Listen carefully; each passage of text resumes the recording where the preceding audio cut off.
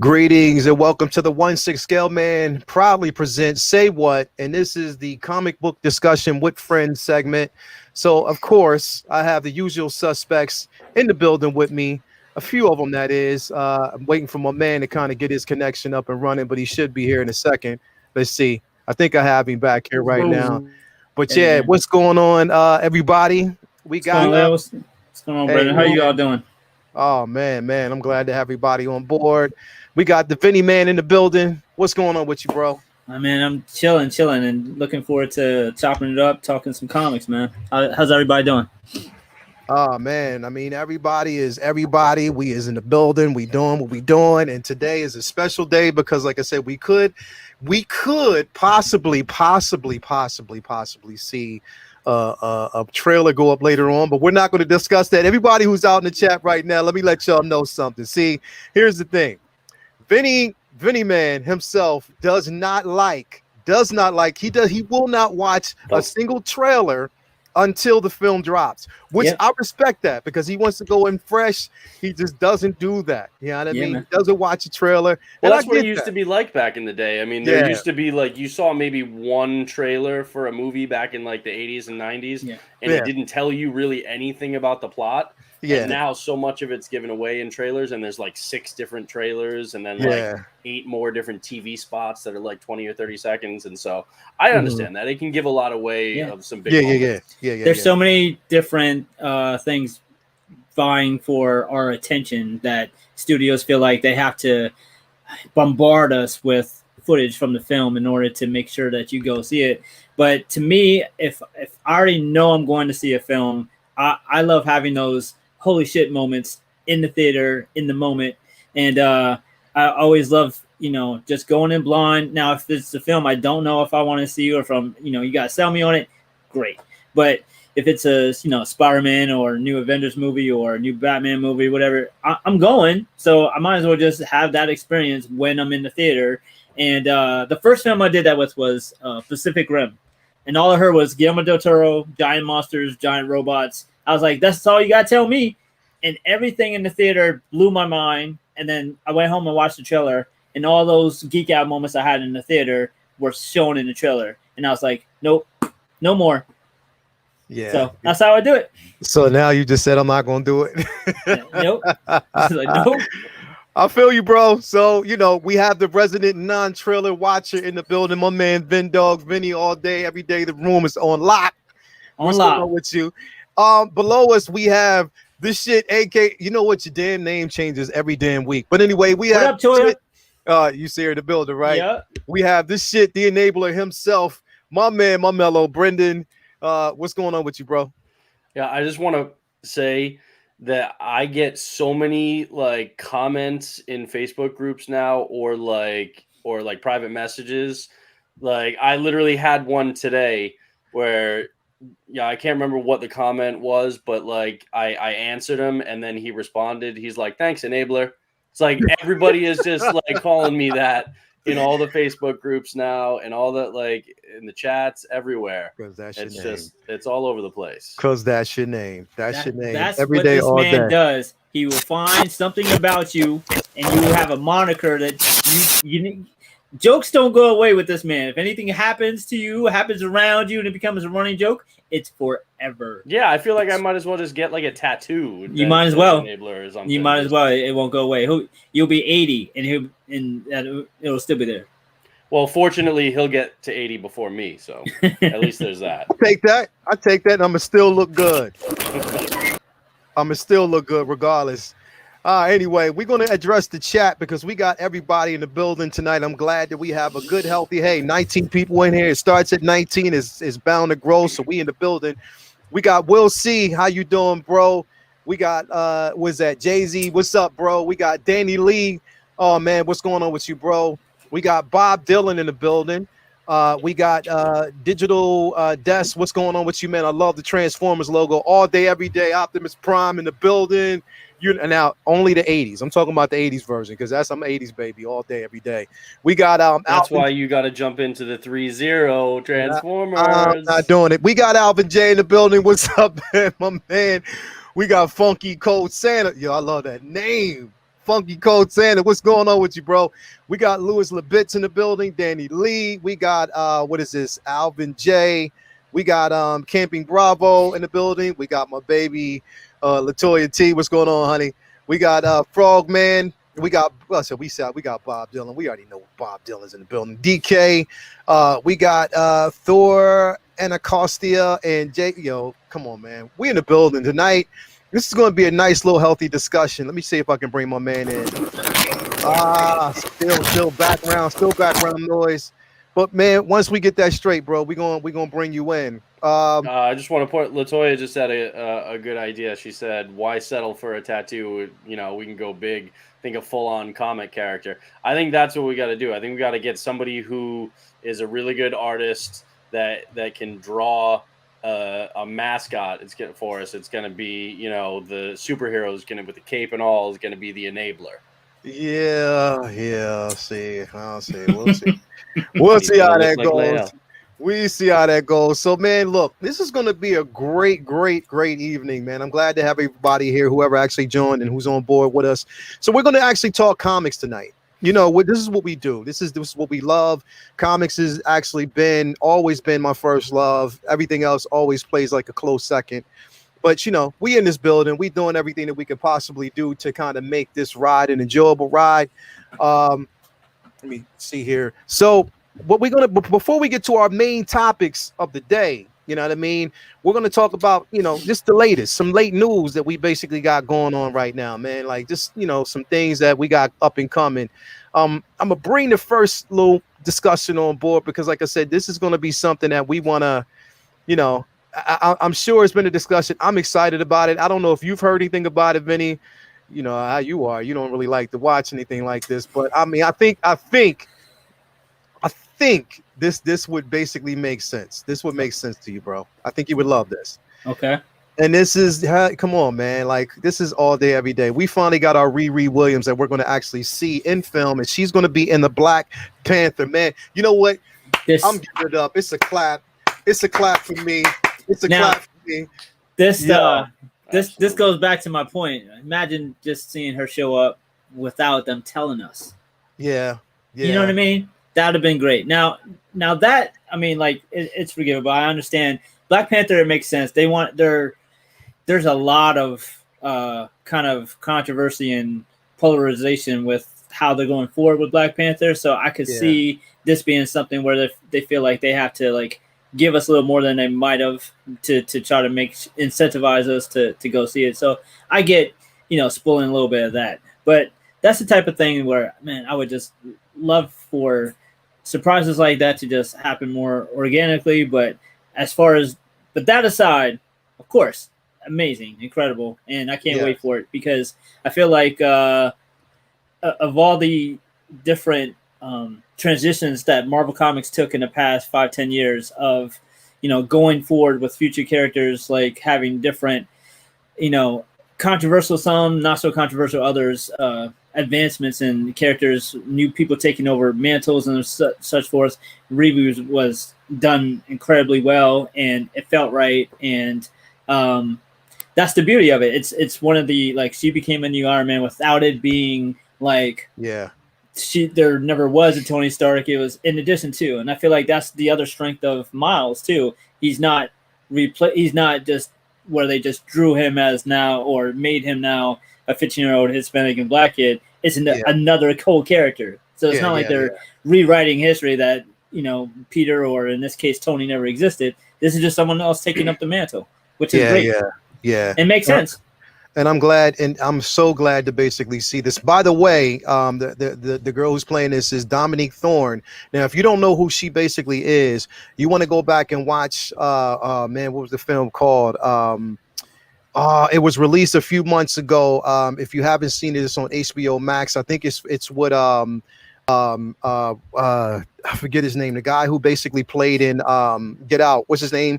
Yeah, I know who you're talking about. I forget the name of the actual film. His name. But it was about the Black Panther movement in Chicago. And she was actually in that film. So to see her make that transition to, and she played, it was an excellent role that she actually played in that film. To see her casted in playing and actually brought into the MCU, it's phenomenal to me. Like, I'm so glad that, you know, finally we get a chance to get, you know, this. And now, mind you, we already know, you know, in this day and age and in this climate, there's going to be a lot of pushback. There's going to be a lot of people, you know, Judas and the Black Messiah. Judas and the Black Messiah. That's what it was. Judas and the Black Messiah. Which was amazing. Yeah, and if who everybody doesn't know that Brendan himself was in it. But yeah, Judas and the Black Messiah was a great film. And no, I was joking. But yeah, no, it's definitely, like I said, you know, there's going to be pushback because a lot of people, you know, of course, Tony Stark, that's the first individual that they're going to think about as being, okay, our Iron Man, this is who we want to actually see on film. If you're not really familiar with the comics and how intelligent that Riri Williams is, then you're not going to really know. Brendan, what do you think about this, man? This news that we actually got last week, bro?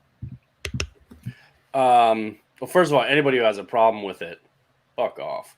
Just like I don't need to be nice about. No, you heard it first. Get you heard it first. Yeah, exactly. Well, for one, it's not like it's a recasting or something.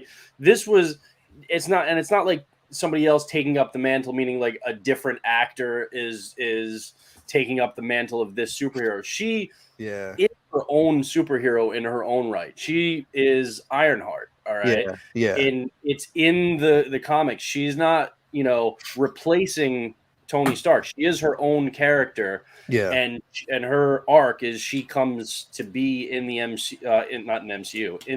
in Marvel Comics. Well, basically when he dies at one point. Yeah.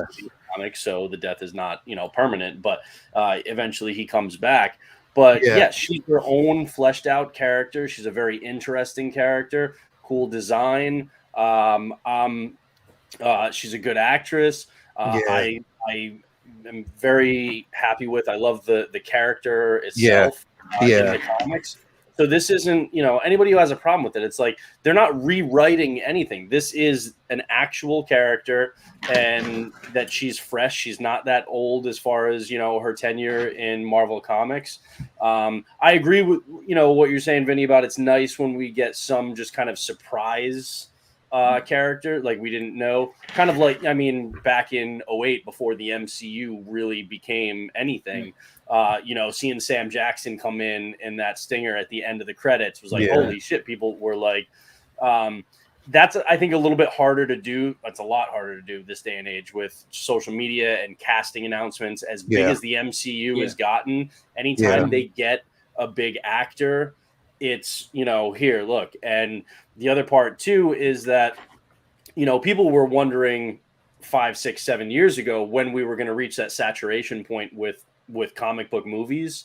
And obviously we haven't hit it, but I think part of that is for people who love comic books, that Marvel wants to set out that roadmap. Like, that's why they say, like, look, here's phase 4. These are all the movies that we're going to be doing in this, so that people see what's coming and they maintain that hype. Because like, oh my God, that movie is going to be amazing. I love that character. I can't wait for that show, you know, stuff like that. That combined with social media and stuff, I just don't think we're going to get those, like, you know, kind of holy shit moments about casting. It's going to be more, you know, we're going to get that news in advance. Occasionally they might be able to slip a surprise in there, but I think those, you know, I think surprises are going to be more with how they adapt storylines in the films, not necessarily who's cast or when we're going to see a certain character. They might be able to slip a surprise in here and there, but I think we're kind of in a different era now where it's just going to be very hard to do it. I hope they can sprinkle them in a little bit more, but.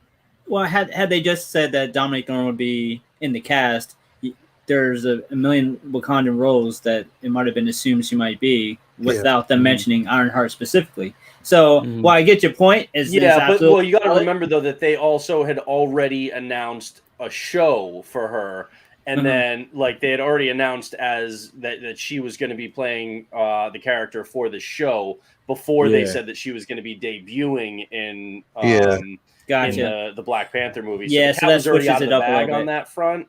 as far as the movie. So, but yeah, I think the other thing too is that and this is something I give Marvel credit for, is they're trying to celebrate the casting diversity that they're employing in, I mean, obviously, Black Panther, but in Ironheart, in Falcon and Winter Soldier, in Ms. Marvel, all of these things are, Marvel, I think, in general, is doing a really good job about celebrating that diversity that they're employing in the MCU. So that's kind of the trade-off. It's like maybe some things won't be as big of surprises, but that's because they're trying to show off, like, look, these, you can prove that, like, hey, this Black actor or this Pakistani actor or this, whoever can put butts in the seats in the theaters, and that this property is going to do well with them. It doesn't have to always be a Chris Evans or Chris Hemsworth or somebody in the, in the central role. So if that's the trade-off, but it means that we're getting really great casting, Oh, no doubt. I'm okay like I with said, in this situation, I feel like it definitely makes sense, especially with Black Panther, because I feel like they have their work cut out from a marketing standpoint, considering that there's going to be people who are, disputing whether or not Shuri can handle the weight of the film. So they're going to need other things to make them feel like, let's go see it, especially considering, in my opinion, Black Panther was maybe the most crossover film of all the Marvel films that have come out. That was a film that, I mean, the core crux of every single film that came before Black Panther was Marvel fans and casual Marvel fans going to go see it. But when it came to Black Panther, you had Black people saying, let's go see a fucking Black, huge popcorn summer blockbuster that just happened to be a superhero movie. And they're worried about they want to hold on to that demographic, that audience, because it freaking worked, and $2 billion said that it worked, and they want to make sure that they come back for part 2 without Chadwick. Yeah, definitely. Jedi Kid, bro, what do you think about this and about the news that we got, bro, about Dominique coming in and fulfilling that role of Riri Williams and Ironheart? First off, we're going to get an introduction from her in Black Panther, and then she'll get her own standalone film, which I think is going to be excellent. What you think, bro? I think he's lagging a little bit. Yeah. Can you hear us, bro? I think it's frozen again. It might be frozen. Yeah, he might have actually froze up again. Someone's hacking our feed. Yeah, somebody must be hacking the feed, man. It'd be interesting to get his take on this, man. I don't know. He's been having like some internet issues, but I mean, let me take him out of there for a little bit. But yeah, like, I'm excited for this. I know pretty much everybody else is. Yeah, single songwriter, I do agree with you, man. As long as it's a good writing, which this is Ryan Coogler and his team, they're always bound to write a really great story. So I am not at all, I'm excited. I'm extremely excited, because not only are we getting, and here's another thing, and I forgot to mention that there's also another individual, let me see. While you pull that up, this is the one time, because I thought the way that they ended Killmonger's story in the first one was great, but this is the one time where I kind of look back and I was like, oh man, if they hadn't killed him, then maybe they could have made Black Panther 2 as kind of like that family redemption arc. And maybe he even kind of settles into, maybe he comes back to Wakanda. Maybe he maybe becomes the Black Panther, or maybe kind of helps Shuri or whoever else is going to take up the mantle kind of, into that role. That would have been really cool to have Michael B. Jordan come back. But I mean, still think that they did a great job with the ending of the first Black Panther movie. It's only in retrospect with the passing of Chadwick that I started thinking, oh man, it would be good if they could bring back Michael B. Jordan. It's really frustrating, because Black Panther doesn't have the largest rogues gallery, and you have one who was turned kind of into a tweener type anti-hero with M'Baku, and then you have the other two, Claw and Killmonger, killed off. It's very, very. I mean, it's kind of an uphill battle. That is hard, because and that's why I think they have to lean more into like Namor and maybe stuff Doom. like that. Yeah, Yeah, because that's the thing. I feel like Black Panther is he's almost like the same as like the Marvel Knights, like the street level, heroes of Daredevil and Luke Cage and Jessica and the rest of those like Iron Fist and stuff. It's like amazing superheroes, but they're doing the more kind of grounded stories. And I feel like Black Panther in his solo stuff is more in those grounded kind of things where it's like Claw and stuff, which, now, like you said, we don't have Claw and Killmonger anymore. So that really sucks, because if we had them, then they could kind of, the villains could also kind of contribute to the, the sequel. So that's a kind of, that is a tough spot. Because I feel like some of Black Panther, like his solo stuff is more grounded, and then his like larger than life kind of, really crazy kind of battles tend to be more Avengers level, like when he's actually with the rest of the team. And I love the, not too long ago, like the, when they put him in the leadership role of running the Avengers, and it wasn't like because Cap and Tony weren't there. It's like, no, they were both on the team, but Black Panther was still in the driver's seat. He was the one who was leading the team. And I thought that was good that they gave him, they put him in that leadership role, not because of an absence of somebody else, but because even with Tony and Cap on the team, they thought T'Challa was the right guy to lead at that time. So there's a lot of powerful stuff there. Even though he doesn't, which I think that speaks to the character, because a lot of times you're as good as like your villains, and he doesn't have the deepest rogues gallery. So I think it's a testament to his great character. But it just sucks because that means they're going to have to bring in other villains from, that are primarily kind of either Avengers or other villains, other heroes kind of rogues gallery, and bring them into Black Panther. And you know what? And now, like I said, I wanted to actually talk about this too, because we just got, we got word a couple weeks, almost now, probably a month ago, that Michelle Cole is actually going to be in Black Panther as well, Wakanda Forever. If you don't know who she is, if you actually seen the HBO, it was a brilliantly made series called I Will Destroy You on HBO. That actually did document some tragedy within her own life, and she decided to basically take that and turn it into an actual show. It was brilliantly done, and she's an amazing actress. I can't wait to see what they do and how she's going to actually be added to this particular universe. It's like, they are stacking the board when it comes to like bringing in talent. So yeah, I definitely can't wait to see it. But yeah, man, like I said, I'm glad that that we're going to, first of all, that we're going to actually get this. I can't wait to actually see it. I'm in Kugler we trust. I know he's going to actually bring something amazing to the table. So I'm definitely happy about that. And the beauty of it is, thanks to the multiverse, they can do whatever with this film. And if it doesn't work out, you can just say, here's T'Challa from another universe, and keep going. Exactly. Yeah, I don't think they will do that, but it's a door that's always open to them. I really kind of, it sucks because we didn't have mutants into the MCU in time, and then obviously Chadwick passing. But I was really, really hoping to get Storm and T'Challa and have like a really good, with pairing with really good chemistry to do something like that in the MCU. Because I feel like despite having a great actor in Halle Berry, I feel like Storm just got done dirty in the Fox movies. She was just window dressing. She wasn't treated like a full-fledged character, and that really sucked.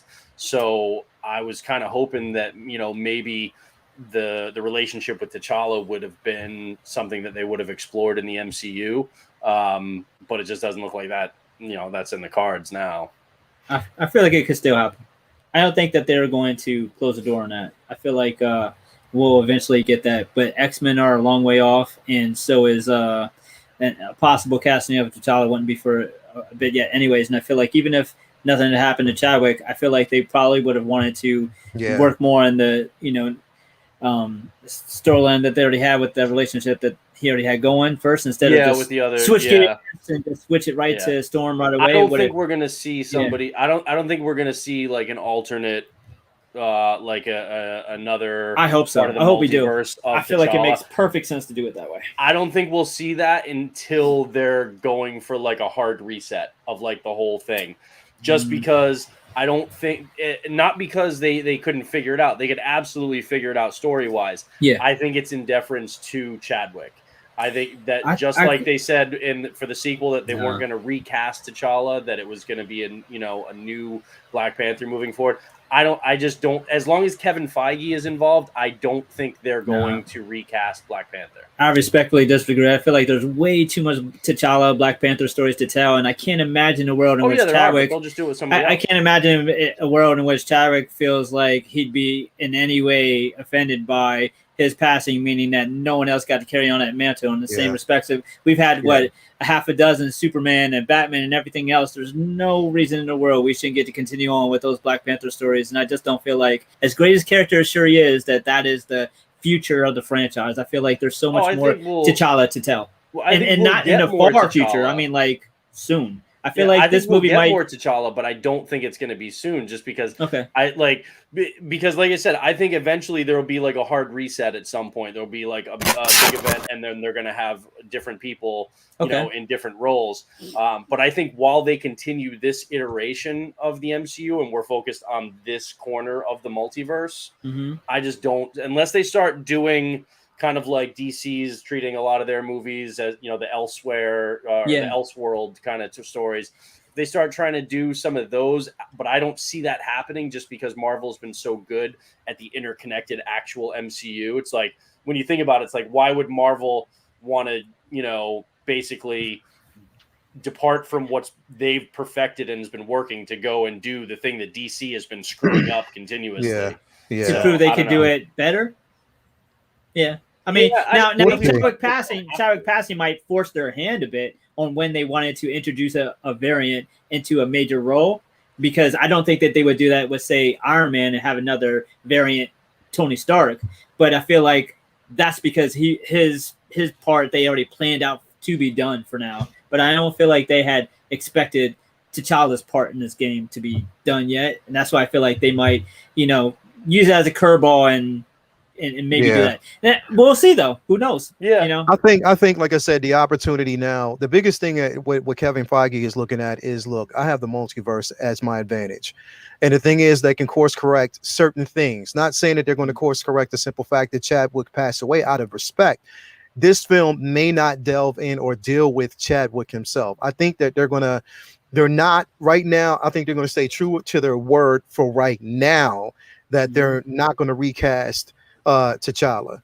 They're not going to recast with another person moving into that role, because, like I said, you know, and out of respect for him, and it's still fresh on the minds of individuals. And then once they see this film, you know what I mean? Regardless, now I'm hoping that they go the route of, you know, me, myself. I mean, I know a lot of people don't really see it this way, and they may actually have like a lot of pushback on it, but I don't mind basically seeing they're not going to stick with the comic books, of course. You know, they're going to go their own direction. They don't want to actually use the source material that's there, and I understand that, because it's a new era, it's a new generation of individuals introduced to comics. But I think that it is an opportunity to introduce a female Black Panther. It is an opportunity to go that particular route, and I think that that's something that they can definitely explore. If they do that, I don't mind it, as long as like a single songwriter said earlier, as long as you basically write a really, really good story, I'm all in. As long as you stay true, you know, to just the lore itself, to the universe itself, then we can go all in. Next, what if that's how they introduced Storm?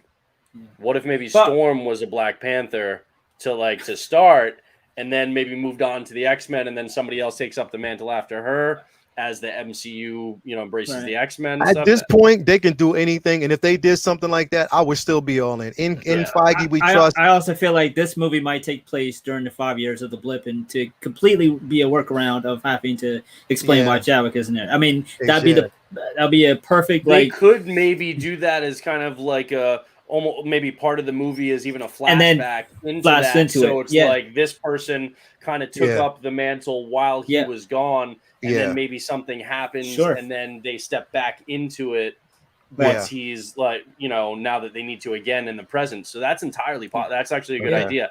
Definitely. Just because I think the whole part of like actually recasting a T'Challa, because they've said that they're not interested in doing that right now, then I start to think, what about, because remember, I mean, Kevin Feige's even said they've got like the movies and TV shows like that they want to do mapped out to like 2030, right? Yeah.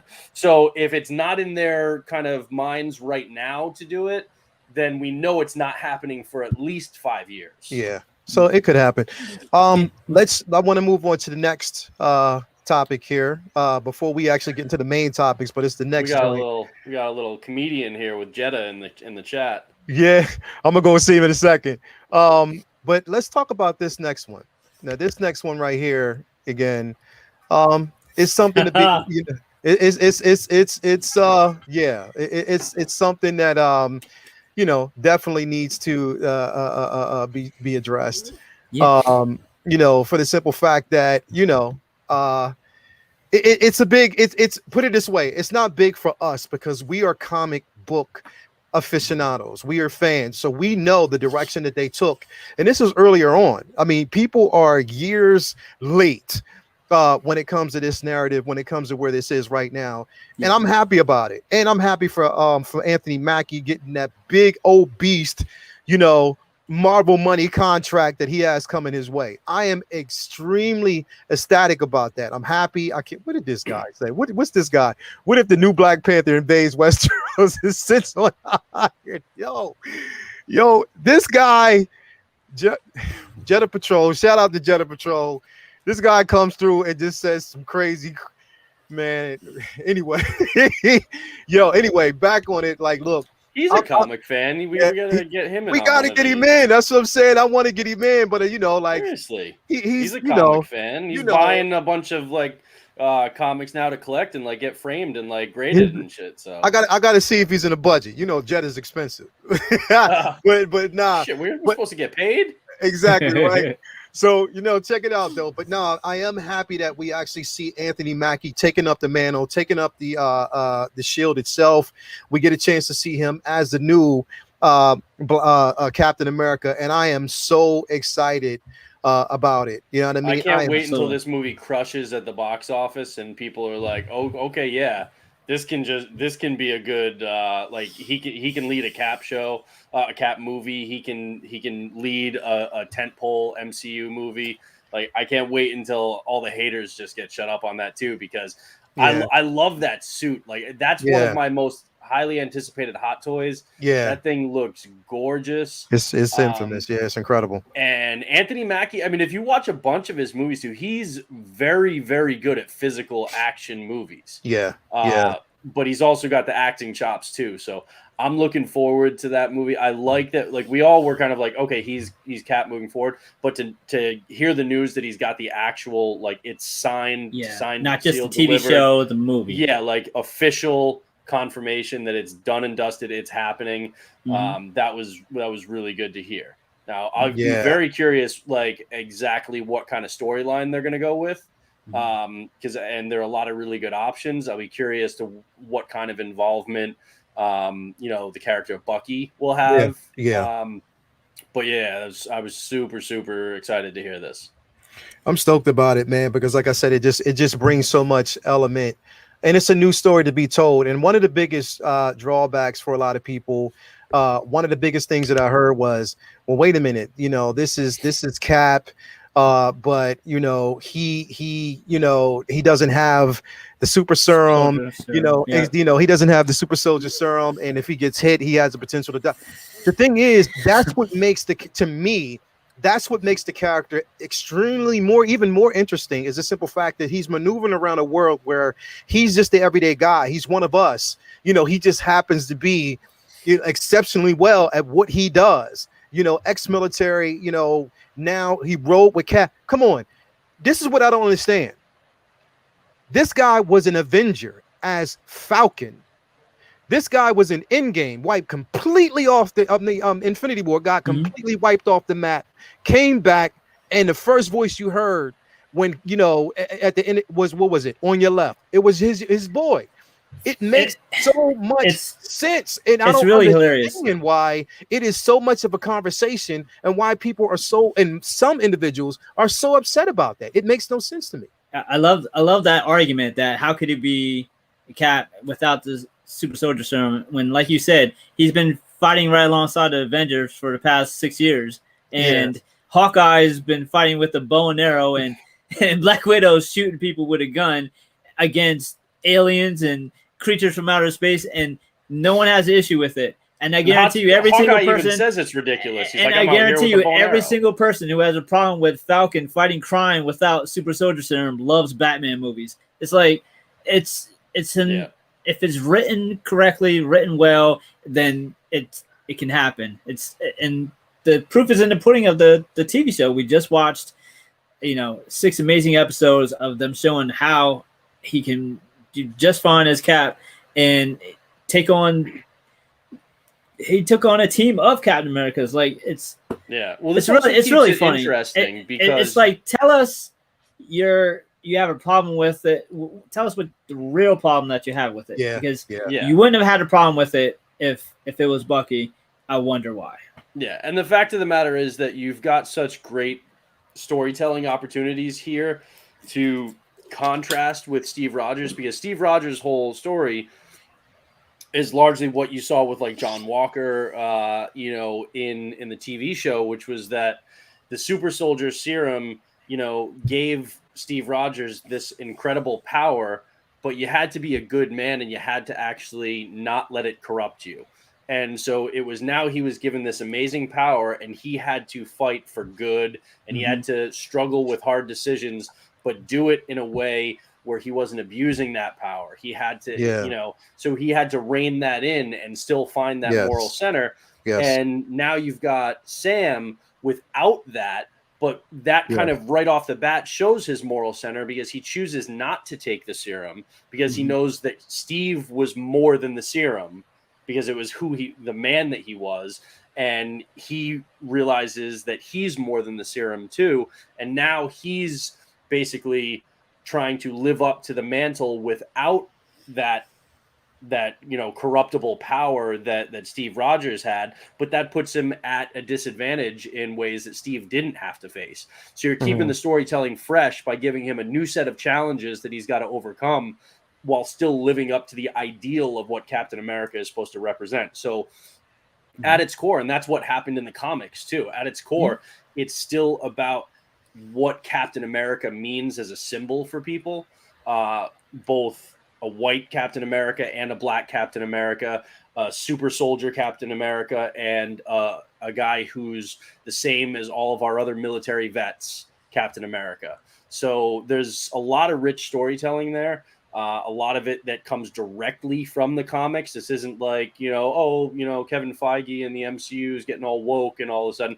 No, this is amazing storytelling. From the comics. We already have the source material for. Yeah, it's very frustrating when that becomes a issue of debate too. Is like, they're making the movies political. It's like, have you read a comic book ever? Yeah, because all the comic books, and we say it all the time, they're political as well. And Captain America being Sam Wilson adds an entirely different political dynamic to the films that Steve wasn't able to portray.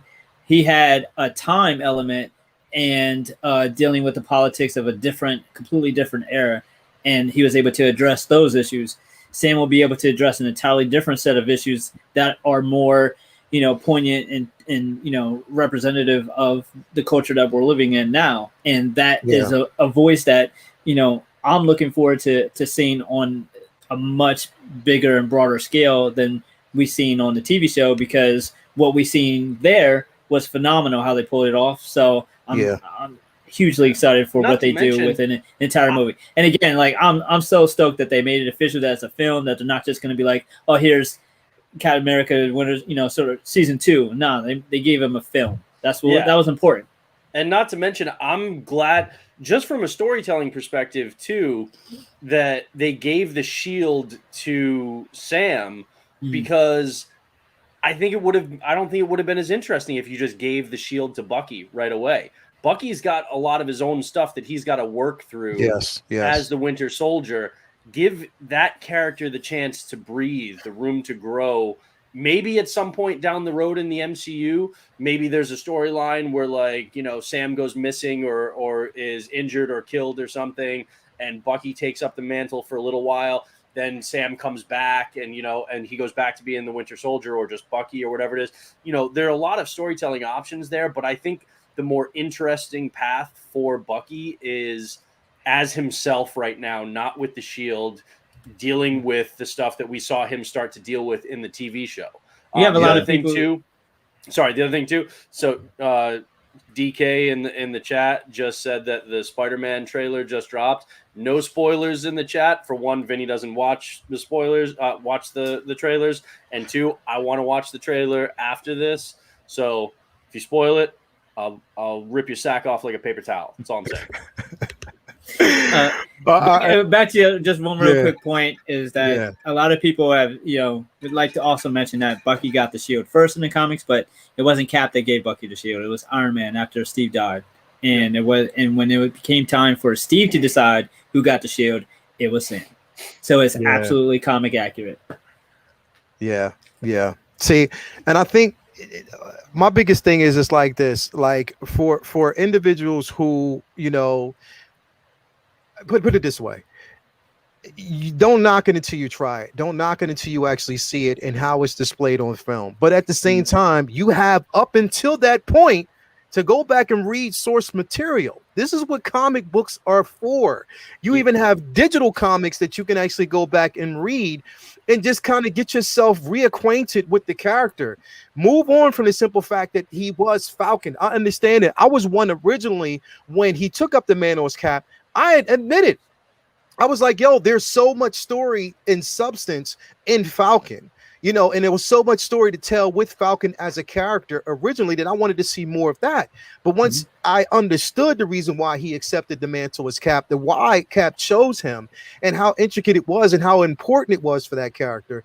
Yo, I mean, again, I love it. I can't wait for it. You know, like Jetta said, too much pre-bitching going on. Wait and see what actually happens in the MCU. Exactly.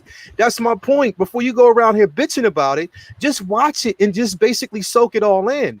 You know, you're never going to know how and what route they take. And it's like, it's always been that way. It's with each individual character that's been selected, everybody who's actually played these roles, it's always been pushed back until you see it. So again, don't knock it until you try it. But then again, look, salute to Anthony Mackie. I'm so glad that you actually have this opportunity. All in for it. I can't wait till it's released. Sign me up. When the tickets go up, I'll be there day one. Just day one. To address something that, you know, was it, I think Tobor said in the chat that, but listen, we all know that most of the people that are going to the movies to watch these have never read a comic book. Yeah. I mean, look, Will Foxification. Yeah. Perfect example. He's never picked up a comic book in his life, but he's balls deep in the MCU. He loves it. It's like, we get that, but at the same time, the source material exists. You don't have to go back and read it. Yeah. But the source material exists. That's where all of the MCU stories, every single thing that has happened in the MCU has a basis in the last 80 years of comics. Yeah. Like, none of it is 100% brand new. Everything is a new interpretation of existing source material. Exactly. So it's like, yes, I mean, there are going to be plenty of people who aren't familiar with that source material, but it does exist. So you can still say, hey, look, if you didn't enjoy this movie, then that's fine. But you can't criticize it on the base of, oh, they just did this to do, you know, they just did this to appease this group of people, or they just did this to be woke or something, because people have made that argument about, like, Sam, for example. And it's like, well, no, he was actually given the mantle by Cap in the comics. Like, all the stuff that people are actually complaining about as far as characters and who takes up this mantle and who does this, all of that stuff is coming from the source material. Exactly. So, you know, ignorance is not an excuse. I'm not saying ignorance in a like somebody sucks and is a bad way. I'm saying if just you don't have knowledge of the source material, that's fine. Yeah. But it still exists and it still influences everything that's coming in the MCU. So it can't be discounted. Exactly. So what I want to do now is, like I said, we want to move on to our main topics. Now, I chose this topic because, like I said, we have, the everyday hero. We have the individuals who we look to, and they're good natured. Cap. Even though, like you said, he does have a body count in the rap sheet for it. They just wipe that slate clean. They don't want to talk about it. But at the same time, this is Captain America. But let's talk about like some of the unsung heroes, some of the heroes that are complex, some of the heroes who basically do have, tragic backgrounds. And some of these characters that we will actually see in the MCU. And I wanted to actually, in my opinion, I wanted to start with probably one of the most controversial characters that's going to ever hit the screen. Once we actually get introduced to him, can't wait for him. You know who it is, my man all day, Moon Knight. Can't wait. I cannot wait. If anybody is a Moon Knight fan, it is a great time to be alive because we have the amazing Oscar Isaac, who is going to be portraying this particular character on film. But before we go down that road, let's talk about the man we know as Moon Knight, who has multiple personalities. Each personality is tragic, but at the same time, he is a force to be reckoned with. Vinny, you and I, now mind you, before I say it, my favorite, I don't know who everybody else's favorite is, but Cab Driver is my guy. Anyway, Vinny, we've been, waiting for this to hit the screen for the longest time. We've talked about it. We've had conversations about it. We've sat outside of theaters and had conversations about this. It's our unicorn. Exactly. It is our unicorn. So what do you think about this? What do you think about us finally getting a chance to see this character, on the big screen? Or actually, we will eventually see him on a big screen. We're going to see him on a more condensed, smaller screen on Disney Plus. But regardless, we get a chance to actually see him, and it's going to be more fleshed out. What do you think about it, man? Just first and foremost, please don't be the suit and tie version. Don't be the suit. I want the costume. I want the all white. I want the white on white and the cape and the whole thing. But I'm extremely excited for it. I'm a little nervous, to be honest, because it's such a complex character. It's very it seems simple, but the different aspects to his character that pulls off the separate personalities that were intentional to begin with, that turn into schizophrenia and become literally different perceptions and attachments of himself. The power set, the Egyptian, aspects of the character. It's very easy character to screw up. There's so many different elements to him that here's how easy it is to screw up. There's been 1,000 reboots of the comic. I mean, every single, it's one of those characters that so many people love, and then a new comic comes out, everybody's excited for it, and it just kind of fades out. And it's because it's such restarted him at number one. Yeah. It's like every couple of years you get a new Moon Knight series, and even when they throw great writers and artists at it, it's like it's just one of those hard things to figure out where so many people love them, but it's really hard to catch that lightning in the bottle. It's like has me a little bit nervous for the transition to film because I know if it's hard to write and catch that essence in a comic, which is the easiest, most obviously organic medium in which to do that, then how are they going to put it off on the TV show? Which is why I'm glad, first of all, that it's going to be a TV show and not a movie. Exactly. Because there's so much to him that I would be so scared if they were trying to cram in Mark Spector's fucking origin in a 2-hour movie. It's just it'd be so hard to do. It's way too much. It'd be so hard to do. Character to do a show. Yeah, it's just a perfect character to do a show for it. And when we've over the years, every time I thought about Moon Knight, it was like, man, but how the fuck would they pull it off? And then Disney Plus comes along, and now we have the perfect vehicle for them introducing him. Oscar Isaac is phenomenal. I don't feel like he takes roles lightly. So if he's on board, I feel like he's on board for a reason. And I feel like he's going to take it serious. And we've seen his discussions, his posts and stuff about it. It looks like he's as excited about it as we are. And I'm just thrilled beyond measure of the challenge that they have in front of them, because we've spent the last year watching them take on incredibly daunting tasks like translating a story as wild as WandaVision, or as wild as what they're doing with the multiverse of Loki, as sensitive as what they did with Falcon and Winter Soldier, and now as broad and tricky as a what if scenario where it could confuse fans who aren't really sure what if is. So now they have this amazing opportunity to bring, people like us as one of our favorite characters, like we said, a unicorn, somebody we thought we would never really get to see on screen, to life. I'm very nervous, but psyched. I'm super psyched about it, bro. Like, I mean, I'm gonna get to you, Brandon, in a second, but I've been gushing over this for like the longest time because anybody and everybody knows that I'm a super duper Moon Knight fan. I've been talking about, and you know what? If you approach me with he's the MCU's Batman, I'm gonna have a problem with that. I hate that. I am gonna have a problem with that. Don't come at me with that. People say the same nonsense about like Daredevil, and I'm like, no. Shut up. Right. It's like you're not clever. That's not clever take on it. Everything is compared to Batman because they say the same thing about Tony Stark. That's all they know. They know that's the only genius who then makes suits and does this. It's like everybody makes that comparison. Can't be more different of a character. Nonsense. If you're making that comparison, just get out of the conversation because you're not bringing anything to it. Single songwriter, I'm right there with you, bro. As soon as they announced that Moon Knight 1/6 scale figure, it's a day one drop for me. I'll probably get 6 of them now. I'm just getting one. I'm just playing with you. Brendan, tell me what you feel about this, bro. Like, I mean, this is like something because me and you just got done talking about exactly, right? I'm super psyched about this. So right. Oscar Isaac, I think is a criminally underrated actor. I think because he's done some amazing stuff that I think, if people aren't really fans of the sequel trilogy for Star Wars, then they don't. Then that's all they see. Yes. Which I think he was one of the highlights of the sequel trilogy. To be honest, I think as little as I think he was really used and fleshed out. I've seen him in a bunch of other things. He's an amazing actor. I'm really looking forward to seeing him in Dune.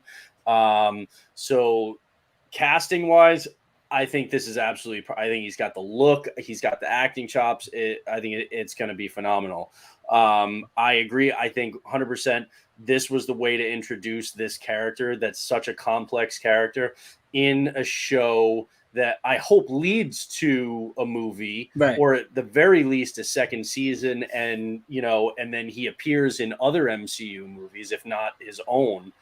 I think there's a lot of potential. If they start to really explore the street level, whether they bring in Charlie Cox into the MCU or they do a new version of Daredevil, Punisher, Blade, Luke Cage, get him in. I would love if they did a Marvel Knights movie or a Marvel Knights TV show with, that's like, you take like what, Netflix tried to do with the Defenders, which I still had a lot of elements that I really liked in that, but do a legit Marvel Knights, him and a Ghost Rider next to, there's so many possibilities. This character, again, is one that it's really easy to screw up and it's really easy to not make him likable because of the schizophrenic elements of the character. There's a lot to unpack there. Mm-hmm. But like one of the most entertaining comic arcs in the last couple of years for me was Moon Knight versus the Avengers, where, he kind of went off the rails and then, was going up against the whole Avengers. And you realize, dude is powerful. This dude is he's ex-military. He's even in his kind of like crazy moments, he's a strategist. And there's a lot to unpack with this character. So I'm super psyched. I think that Disney and Marvel are absolutely taking the right approach to this. I think this is the same kind of approach that like a character like Spawn would have benefited from, rather than trying to cram Spawn into, a 2-hour movie back in the day. I know that they're reworking stuff with Spawn, whether it's going to be a movie or it's going to be an HBO Max show that Todd McFarlane is involved in. I don't know how that's going to turn out. I don't believe it. Todd's been talking about that every day, every minute. It sounds like it's actually happening with HBO Max. I just don't know if it's going to be a show or a movie. Yeah. But I'm fairly hopeful for that, just because HBO Max is also and they had the really best. trying to make a lot of movies in with DC. Yeah, I mean, I'm sure And Leo, the you're probably cartoon gonna on bring HBO. Black Canary up later, so I'll save that for later. If you weren't planning on doing that, shame on you. But yeah, we okay, all right. Then I'll save that for later. Bottom line is perfect casting. I love this character. I think a lot of people are really going to be treated to something special because there are a lot of people who just don't have the familiarity with this character, and when they do, it's going to open their eyes. And I think this is going to be something that fuels book sales. I think a lot of people are going to see, oh shit, this is really cool, and go back and start reading his books. And I think that's why they're starting from number 1, which they just did a couple weeks ago. And the second issue just came out the other day. I think that's why they're restarting that, and I think you're going to see more of a comic push for MoonKnight. Yeah, definitely. Which brings me to our next character. Needs no introduction. I mean, it is what it is. The guy who basically, I'd say, single-handedly started the MCU the way it should have been. Was the first official, and I want to say this on record, on camera, the first official Black superhero that was introduced. People didn't want to believe it, but it was the first official, and that's my guy, Blade. My guy Blade. That is just basically all day, every day. My guy Blade. We're going to actually see him played by the amazing Mahershala Ali on screen. And if you want to talk about a complex character, you have it right here in front of you. You know what I mean?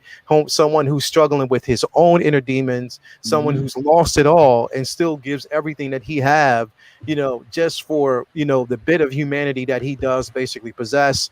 I think that, Mahershala Ali, there couldn't have been a better choice. Oh, absolutely. I think there could not have been a better choice. Mahershala Ali to actually come on board to play this character.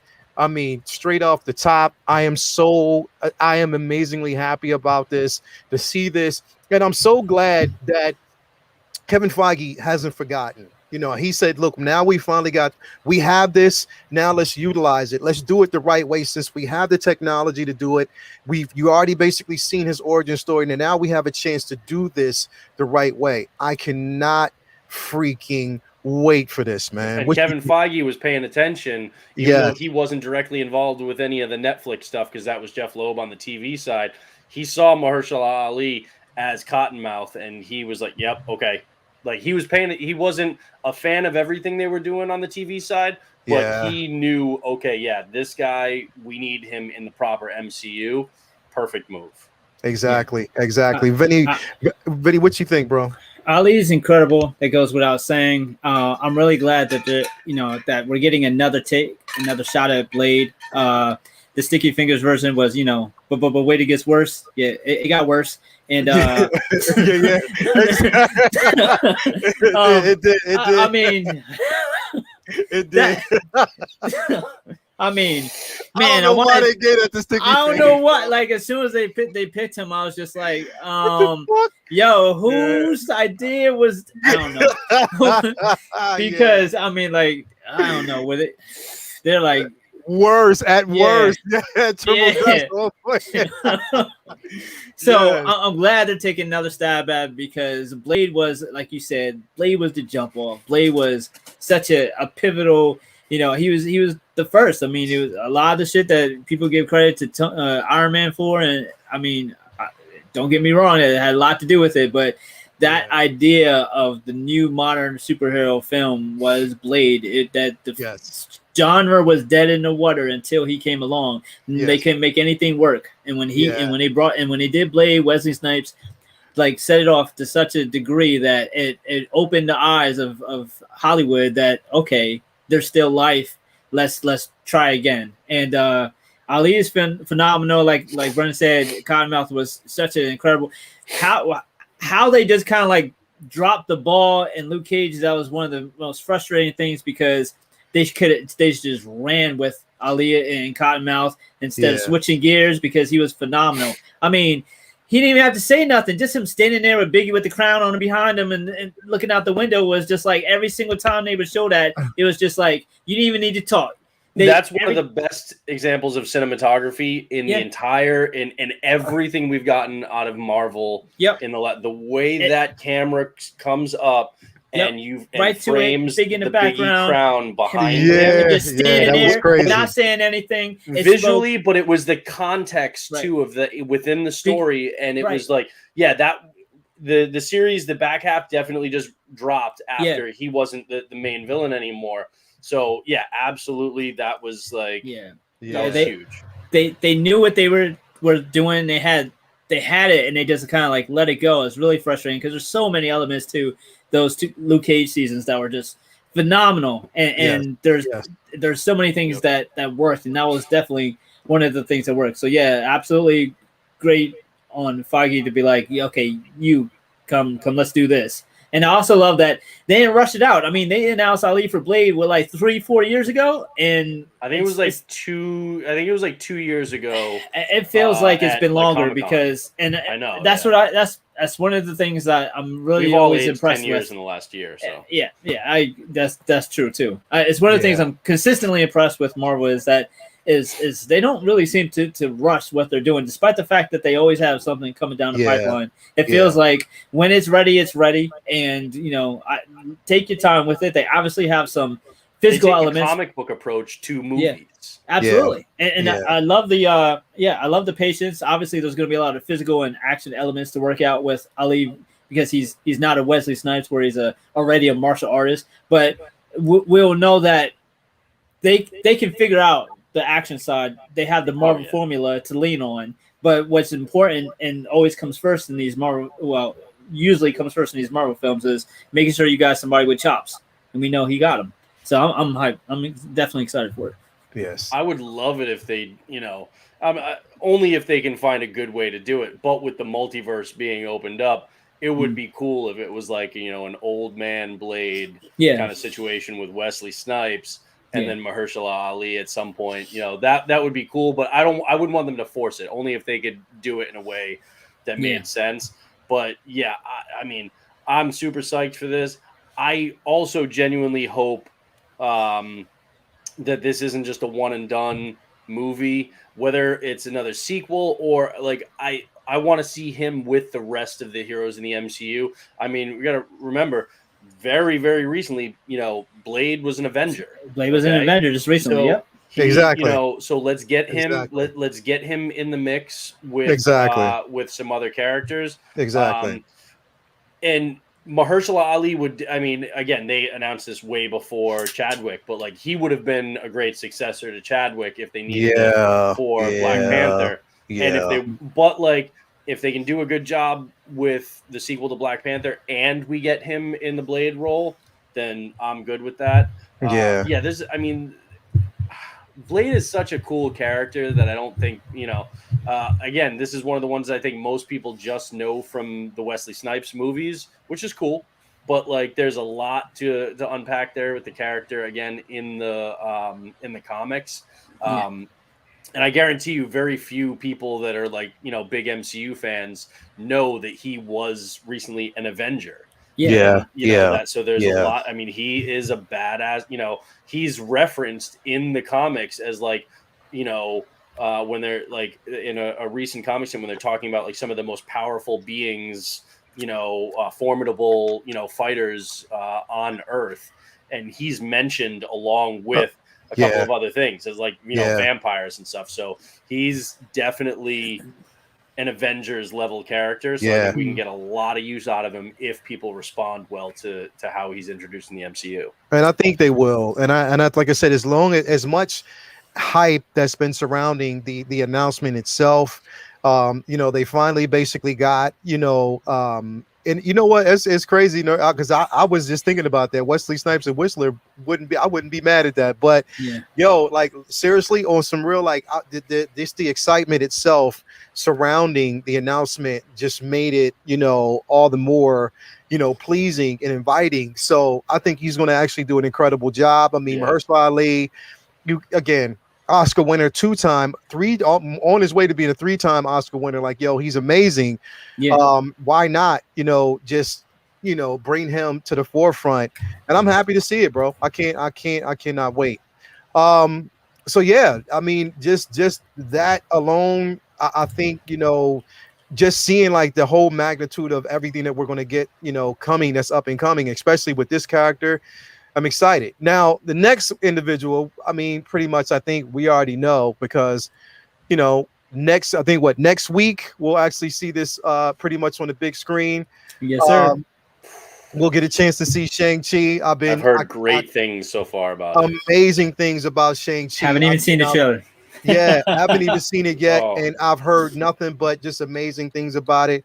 I cannot wait to finally actually see this on screen. The thing is, it's been a long time coming. It's great for the Asian community to get their just due.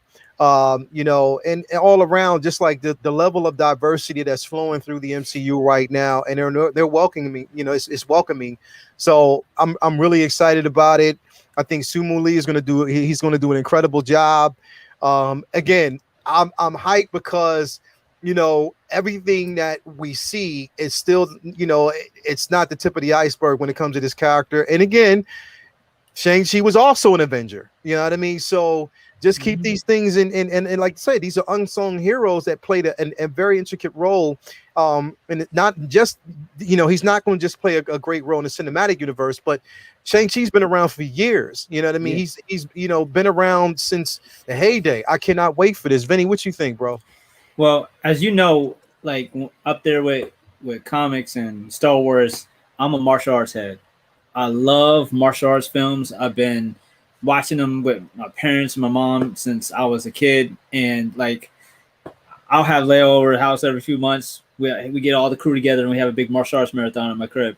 So I love martial arts films, and one of the great things about Marvel is they're checking boxes off as far as different genres. So they have the Star Wars genre with Guardians of the Galaxy, and they have the horror genre with Doctor Strange, and now they're tackling the martial arts genre, and I'm extremely excited for it because like back in the day, Marvel had wanted to option Kung Fu. They wanted to have that as a comic book, and Warner Brothers wouldn't let them because they own DC, and now it's a competition. And they tried to do the Fu Manchu thing, and there's a whole bunch of legal stuff, so they couldn't use that name, and they switched the name of his dad, and they ran with it. And this was back during when the Shaw Brothers and all the genre was exploding in the 70s with the Kung Fu films, and it was the hottest thing, like Kung Fu theater and everything, and it was huge. And it stuck with me, but it didn't quite stick with America the way it could and should have. And I love that this is maybe another doorway to getting more martial arts film in general. So like to me, this is even bigger than the movie itself, because it's been 15 years since we've seen a Jet Li make a big splash in America. Akua Wei is doing amazing things with Raid, but those are all like more of on an underground independent level where you gotta like go out there and like look for those films. There's no real like Jackie Chan or Bruce Lee or Jet Li in the world right now, and it's because there's been kind of like a stagnate on martial arts franchises where they feel like they all have to be Jason Statham for some damn reason. So I'm looking forward to martial arts films being with Asian cast again, and us being more open to, getting big martial arts films and having Marvel as a vehicle, bringing them to the U.S. If that's how it happens, then that's about the coolest way I can think of it for it to happen. Shang-Chi is such an awesome character. There's so much depth to him.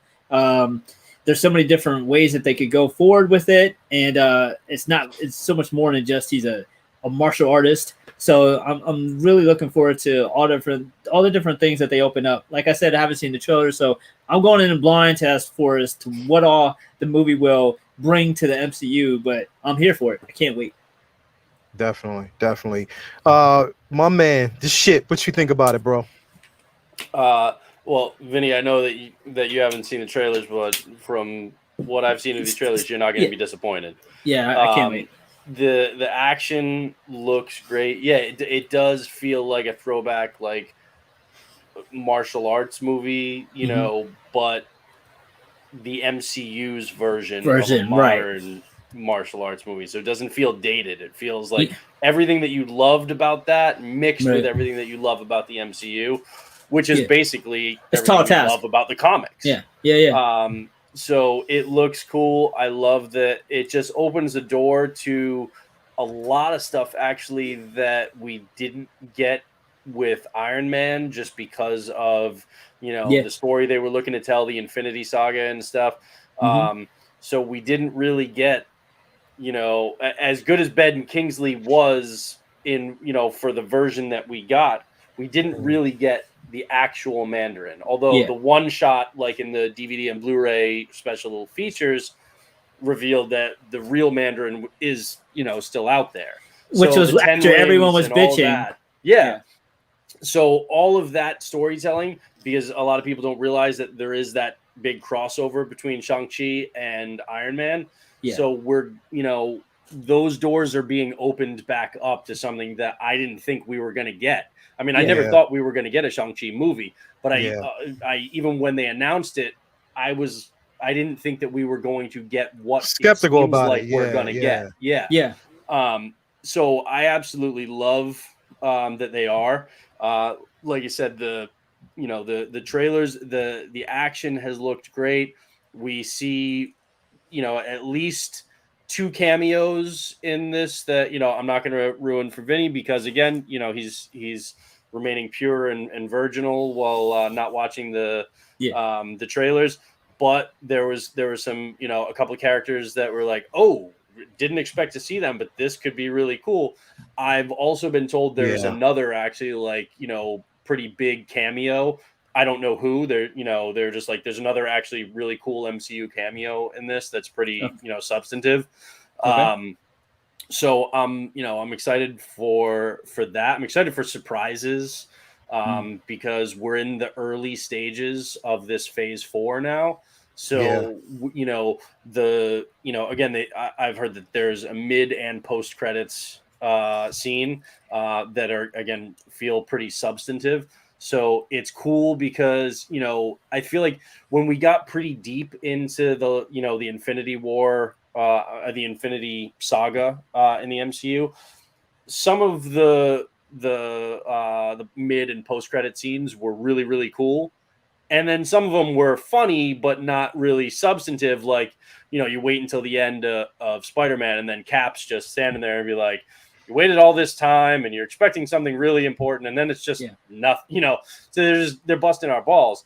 But like, it seems like, early on in the phase, you're going to get some stuff that's really going to kind of like get you hyped for what is going to come. Yes. Especially with, we just had Black Widow, but now we're going to have Shang-Chi, the Eternals, which that trailer right now and the way everybody looks in that looks amazing. And I think Shang-Chi and the Eternals are going to have a much larger impact on this whole phase that we're about to embark on than people realize. I don't know exactly I have some ideas, but I don't know exactly what it's going to be yet because we haven't we haven't gotten too far into this phase yet. So the possibilities are kind of wide open. But I think we're going to see some really cool stuff. And so that's why I think a lot of people are sleeping on these movies. But I mean, if you liked, I haven't seen this yet, but I've heard great things. And if you liked 80s and 90s action, martial arts movies, I mean, I'm talking everything from Rumble in the Bronx to, The Last Dragon to, there's so much in there. And I feel like I'm getting glimpses in everything that I see from this movie of that. And it's just making me feel like a kid again. And I'm really looking forward to it. Absolutely. And like I said, bro, we get it. It's like, for us as aficionados, bro, we get a chance to kind of, this is like our wheelhouse, and we get it. It's like we get a chance to basically play, in this arena. And I like the simple fact that we do actually have this playground. And then on top of that, like I said, just the introduction of these, really pivotal and important characters to us, as comic book fans. And them staying true to the simple fact that, we're not going to just deliver, just the run of the mill, everyone that we've actually already seen. We're going to give you something different and a new take. Now, this next individual, I'm hoping that we get a look. Charlie Cox is my guy.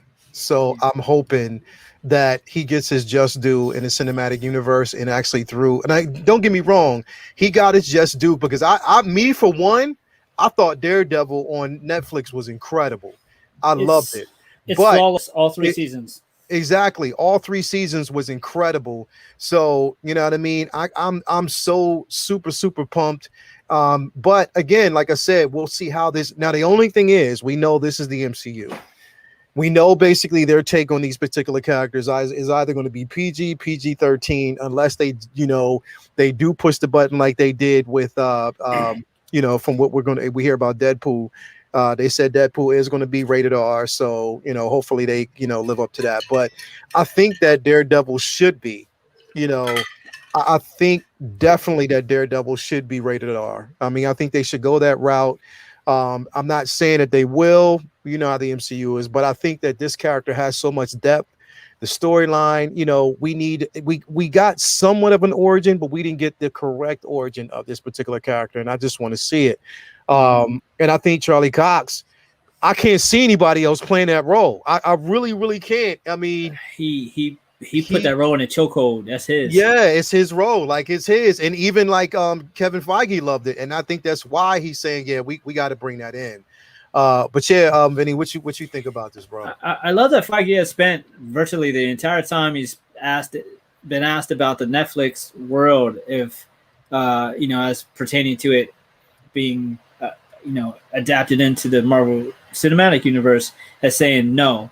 And the beauty of that, despite the fact that it was frustrating for us as fans at the time, because we wanted to see Daredevil and Luke Cage and, you know, all those in an Avengers movie helping out in New York. I mean, it's really weird not seeing them there, but at the same time, him saying no this whole time, like that's not them, that means that he can use any of that he wants to in the future, and that means there's a possibility that we can get Charlie Cox Daredevil and start over, as opposed to them having to stick to completely what Netflix did with it. Now, what Netflix did with it, like I said, I think is nearly flawless of all the Netflix shows. Season 1 was just remarkable, and obviously Vincent D'Onofrio as Kingpin killed it. And then season 2, what Bernthal did with as Punisher, I mean, just like home run, and just exactly out of Garth Ennis and Steve Dillon's masterpiece run on Punisher. Just phenomenal shit. And then season 3, like that interrogation scene, like, don't, you know, why did you say her name? Like, nothing like that's just almost on top of what's so good. The whole 3rd season was such a swan song. It was like just phenomenal. It'd be really hard to see someone else just go and decide now to be Daredevil, and it'd be like, man, it would take a lot of wind out of the sails of a Daredevil, you know, incorporation into the MCU if it wasn't Charlie, because I feel like he has absolutely nailed it, not just as Daredevil, but he has nailed it as Matt Murdock too.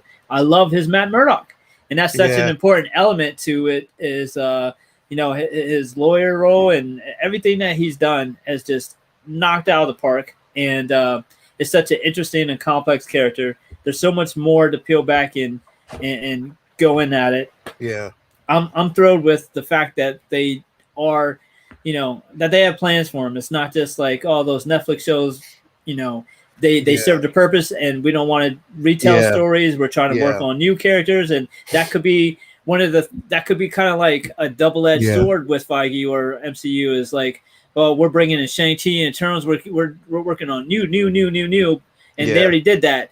But I don't want them to throw away everything that's been done before just because it's been done before, when there's so much life there. Daredevil's been around for literally almost 100 years. There's so much story there that I want them to, you know, continue to go forward with. So just because they did a Netflix show, I'm glad that it doesn't mean that it's discounted. I even want Iron Fist in the MCU.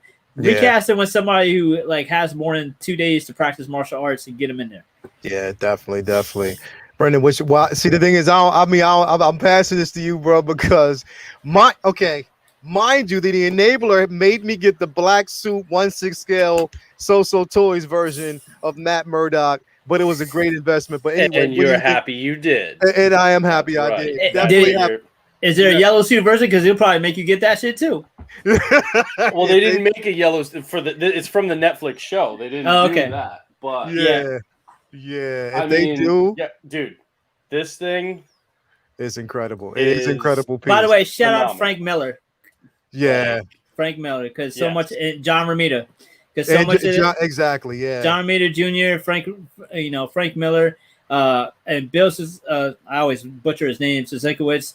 Yeah. They have so much respect shown in these shows because it's clear that they didn't completely, and that's why they're so successful. These Netflix shows, as much as we, as much as they got greedy and wanted to try to keep them and all, that's had nothing to do with the creators who were working on the show. That's upstairs. Yeah. The creators, the people, the talent themselves working on the show had so much amazing. love and respect for the source material, and it like poured through the screen.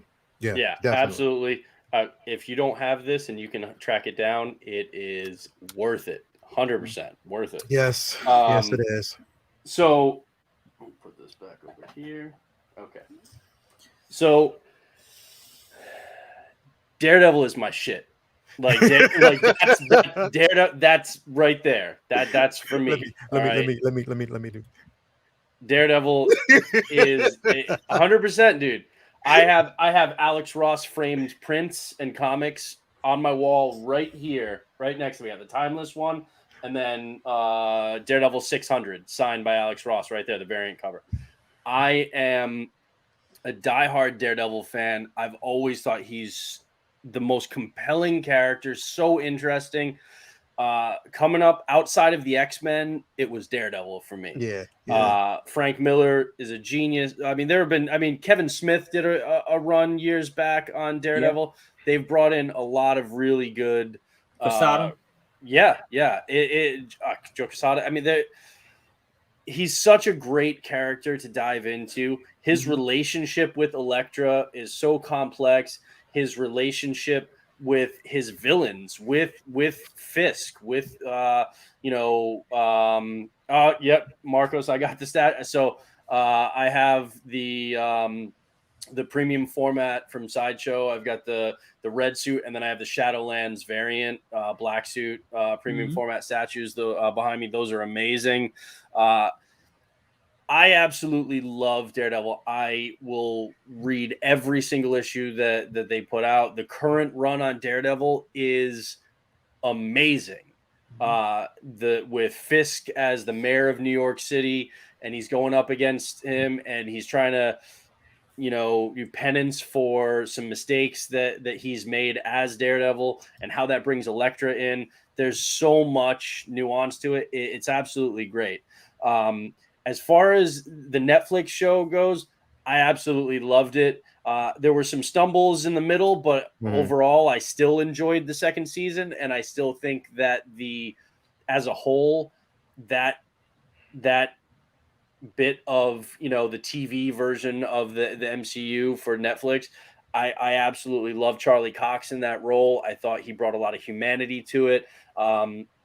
Because Daredevil is very much the superhero and Matt Murdock, and some characters we get that, and then some we don't, when they are translated to screen.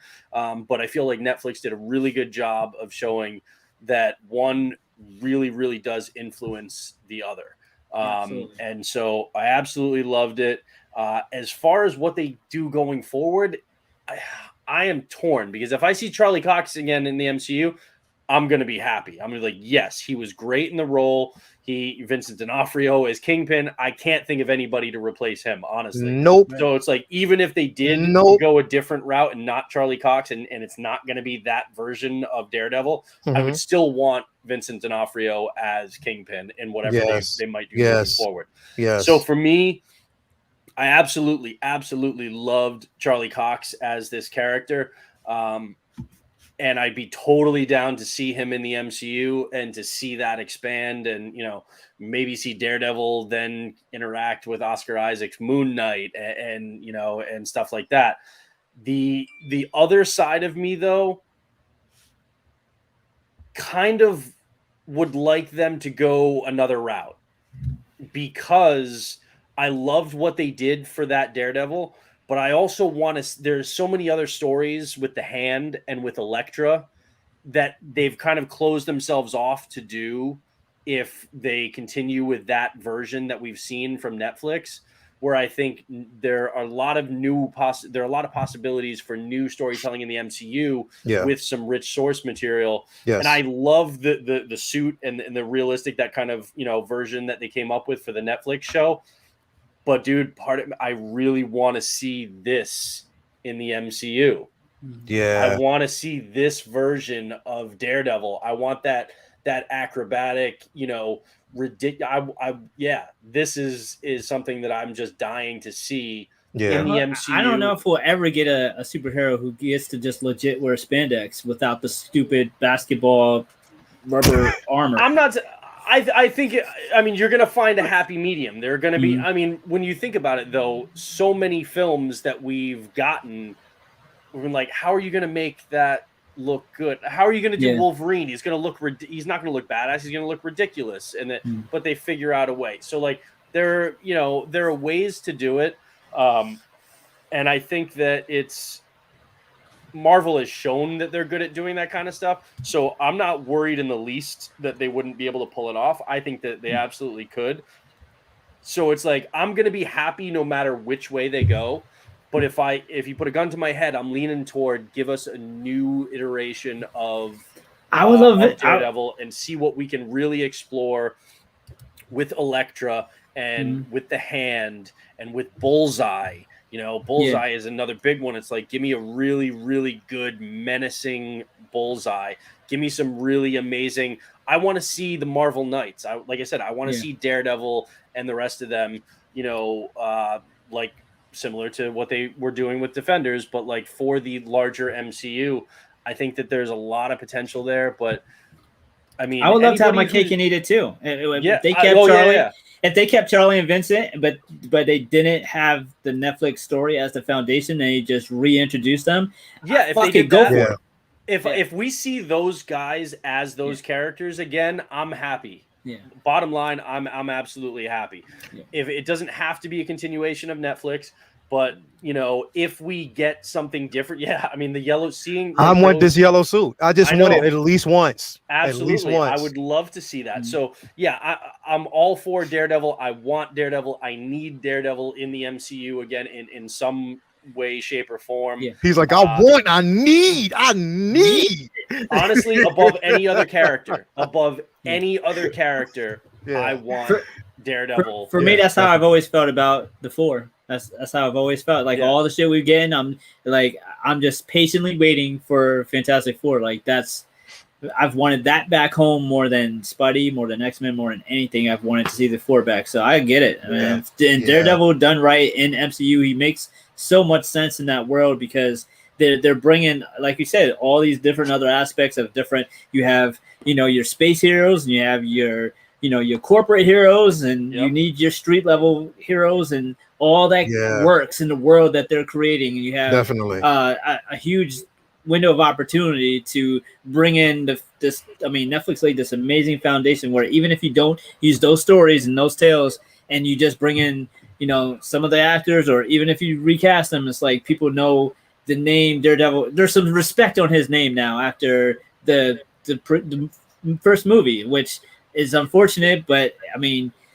I would love to see them like go for it, and I'm happy that they have plans for him. And the thing is, I think that it wasn't a well-made movie, but that first Daredevil movie, I think Ben Affleck could have done a good job as Ben was great. If you took out that seesaw scene, I think it's a good movie.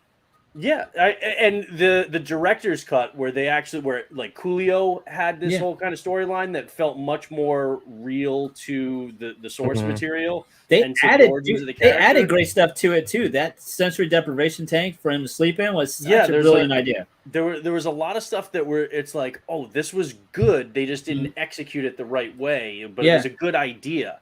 And I think Ben Affleck is proven as Bruce Wayne. Which is one of the reasons why, one of the things when he was first cast as Batman and everybody was up in arms saying that was horrible, I was like, go watch him in The Town. Yeah. Okay. His character in The Town was a poor version of, and I don't mean poor like bad, I mean like financially poor, Boston, where I'm from, version of Bruce Wayne. Like when you think about it, and that tortured aspect of him, you know, and I thought he's going to be really good as Batman. I think that he would have been great in a better written and directed movie for Daredevil. So there are still elements of that I like. Much in the same way, I think if it again was better written and directed, Jennifer Garner still could have been a good Elektra. But there are a lot of other options out there right now for who could play those characters, and I want to see those.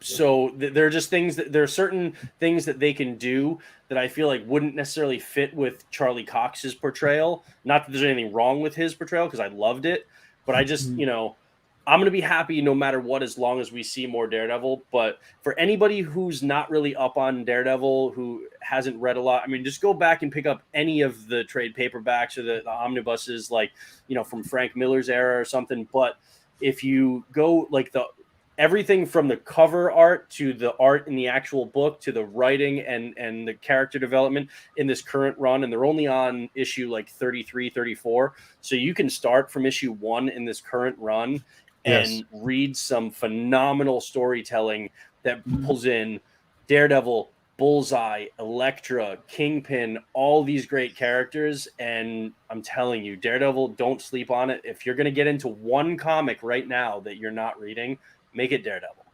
Yep. That's I couldn't have said it even any better than that. Enough said.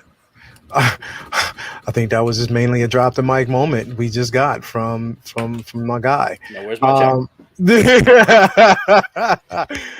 I mean, hey, I can echo, like, I mean, the thing is, it's like I want to echo everybody's thoughts here. Like, you know, it's without saying that, you know, we have, you know, it's something here that, you know, pretty much we know we've wanted to see. So to finally actually have it on screen and to be able to see, it's, you know what, the way I see all of this is the simple fact that us as comic book fans, you know, we get a chance to, you know, reimagine some of our nostalgia on screen. And I think that they have every opportunity to do that at the same time to still bring along new fans, you know, and, you know, introduce these things to people, you know, who, you know, it's one of those situations where, like, we talk about it all the time. It's like, you know, you want to satisfy both spectrums, you know, the new fans as well as the old fans. And I think that, you know, the MCU has every opportunity to do so.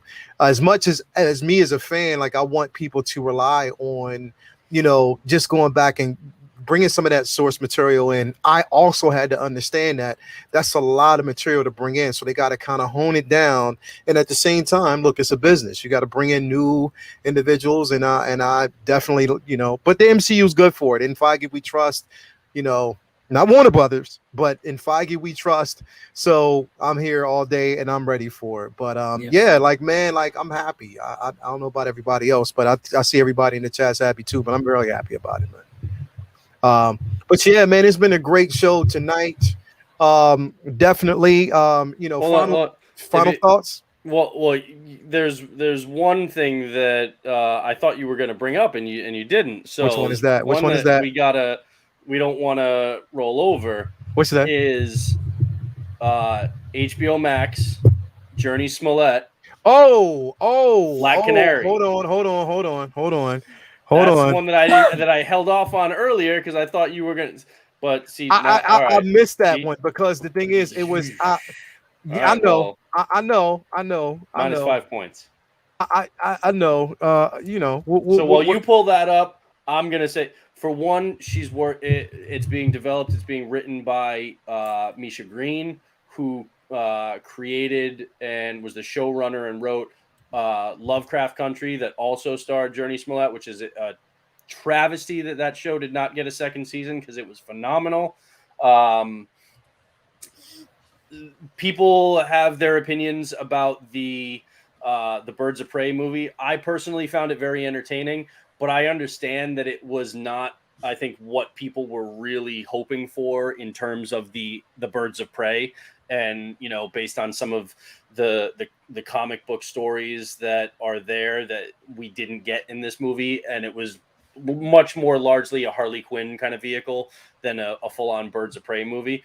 That being said, I still found a lot to enjoy in it. Yes. She tops that list. One, I think she is just, I mean, God damn, she's so beautiful it hurts. Okay, she is absolutely beautiful. And she's earned her stripes, bro. She's earned her stripes. She's been really around for a hot Hollywood. minute. Exactly. I mean, damn, back in like Full House back in the day and stuff. She's a very, very talented actor. And I absolutely love her in the role. And I'm telling people, even if you didn't like the Birds of Prey movie, don't discount her in that role in future content, especially written and produced by Misha Green, because I think that's going to be something special for HBO Max and for DC as a whole. They've got a great team developing that movie. She's absolutely 100% leading woman talent, and I'm super psyched for that. Black Canary is actually, again, another kind of unsung character, one that's got a lot more story to tell than people realize. I think because she was kind of overshadowed by just Harley Quinn and everything with that. But that's one of the DC properties right up there with like Shazam 2 and Black Adam that I'm like super psyched for. Yeah. Definitely. I mean, when they made the announcement, and it's like, yo, you know, like there's going to be, you know, some issues, you know what I mean, with it. You know, people are going to talk a lot of smack, you know, and I kind of anticipated it. You know, it's, you know, this is again. This is those people. Exactly. How could you not want to see more of that woman, like on screen? How could you not? True. And you know what? The biggest thing is, it's like,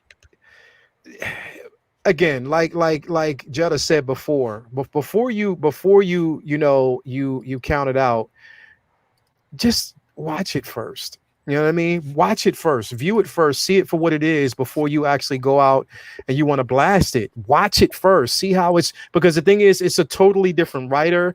It's not with, you know, pretty much this. It's, you know, this is not a supporting role. This is a standout role for her. She has the opportunity to basically play this character. And Journey Smollett, if you haven't seen Lovecraft, go watch her in Lovecraft Country, man, and tell me that she is not worthy of leading a major motion picture. Like, if you watch that show and you think that she doesn't have it, then you and I have nothing else to talk about. Exactly.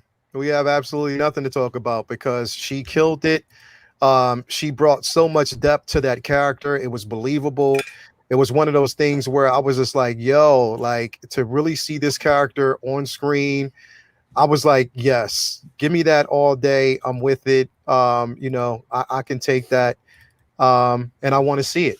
But you know what? There's one more you know, character here that I kind of wanted to bring up that's going to make his debut. And it's going to be amazing. Like, I can't wait to see this character on screen. And pretty much I'm happy. I'm so happy that we finally get a chance to see this. I mean, y'all guys, y'all ain't ready for it, but here he is, like my man, Dr. Soul Glow in the building with the Soul Glow bottle. He's going to make his appearance on What If in the MCU. My man, Dr. Soul Glow with the bottle in his hand. What y'all know about this, bro? Leaving stains on the backs of couches everywhere he goes. Everywhere he go, bro. All day, every day. Now, you know, when we're doing the episode with the cosplayers, you got to do it now. Who got to do what? I don't know this guy. This is Dr. Soul Glow. What you mean I got to do it, bro? I mean, you trying to put my secret identity in? Yo, but this is Dr. Soul Glow. When you see him with the bottle, man, support this guy all day, every. That's Doc Soul Glow in the building, man. And this is gonna be on a What If episode. So all right, I'm telling you right now, though, we gotta do a Halloween. We'll do like a Halloween themed episode in a couple months, right? You got to work on this. You got to break this out. Yes, and I'm saying that LaToya, Misty Knight. Misty all day. Dr. Soul Glow and Misty Knight. We could do that all day. But hey, we are finally going to see somebody in the MCU with depth, with style, with charisma, with the juice. Vinny, what you think about this guy, bro? Come on, bro. What you showing off all day? What you think about this guy, bro? It's the Soul Glow Sorcerer Supreme, man. Yeah, there you go. We need the Kucharik brothers to get on this right quick. They got to start making this statue. So come on, bro. Why not? You make this statue. I'm telling you, make it in a small commodity. You know this. So you don't want. I don't want every. This has to be a collector's edition right here. Come on, Soul Glow, my man. All day is going to be in the building. What y'all the Enabler Supreme. It's the Amalgam universe with Brother Blue and Stephen Shane combined. Oh man. Anyway, yo guys, it's been a great show. I'm glad that we had everybody here with us tonight, everybody that was joining us. It was a great discussion across the board. Again, the MCU is bringing nothing but the heat this coming year. I cannot wait with it, starting with Shang-Chi next week. Didn't really talk about the Eternals, but we will around that particular time. We're just showing love to like the lower tier, the individuals, unsung heroes, the ones that are complicated but need to get the shine that they need to get. So exactly, what is the single song? Yo, Hot Toys, where y'all at? Yes, let's do it. But yes, I am so happy. They can put it into production and people will still have it before Endgame cap. Look at my baby. That's my daughter, Skylar. She is in the building. So glad to see her on board as well. Yeah, so I mean, yeah, it's been a great discussion with you guys. Vinny, what you got coming up, man? Man, I'm just working, looking forward to all these movies to distract me from work because there's so much coming down the pipeline. It feels like a slingshot. Like the past year, there's just been pulled back, and now that it looks like we possibly are getting out of the way of all this BS. You know, we may or may not be, but either way, it looks like they're ready to let go and just get that ball flying forward. And there's so much stuff on the way. I love the fact that it feels like while everybody's been home, they've been at the board working on all the plans that they got. Having more time to put all these things in motion.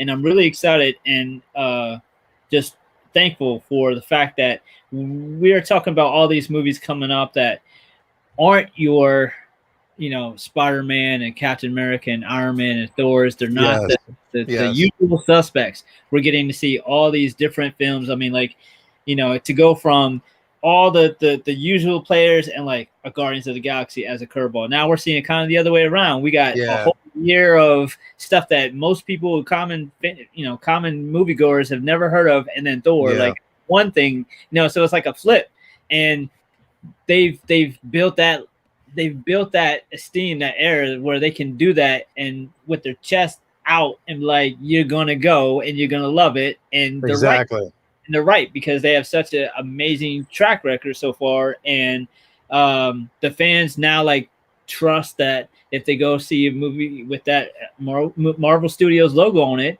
they're gonna have fun. It's gonna be something different, something interesting, and it's gonna be not a movie but an event. So I'm definitely looking forward to all this amazing stuff coming down the pipeline because it's franchise after franchise after franchise of stuff that we felt like we couldn't even imagine seeing on the screen. Like I felt like one day we'll get Superman, one day we'll get, and we're getting it now, and we're getting it now. But I never imagined I'd see MoonKnight. I mean, when they were coming out, even during the first 8, 5, 10 years, I didn't think that we did MoonKnight. I figured that's too weird. Yeah. We're getting MoonKnight. We got it going. And that's what I'm saying. That's just like the hope, and it's like all hopes they brought into fruition, and we finally get it. My man, my mellow, you didn't change your name again, bro? Max Heifer Collector. I just put down that's okay. That's Instagram. Okay, so we got well, I'm glad you put that down there. What you got coming, bro? What we doing next?